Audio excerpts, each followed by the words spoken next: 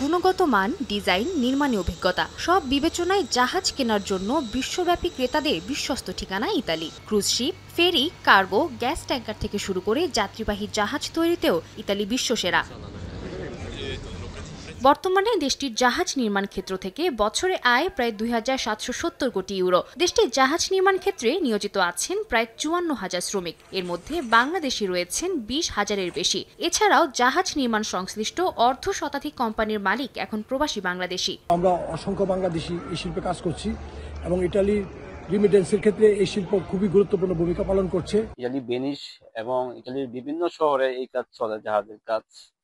এবং আমরা কাজ করি না, আমাদের বাংলাদেশে অনেকে মালিক আছে, এতে করে আমরা বাংলাদেশের অনেক উন্নয়ন এবং সুনাম বাড়তেছে। এই শিল্পে আপনি অনেক বেতন প্লাস আমরা সবাই ফ্যামিলি নিয়ে খুব ভালো অবস্থায় আছি।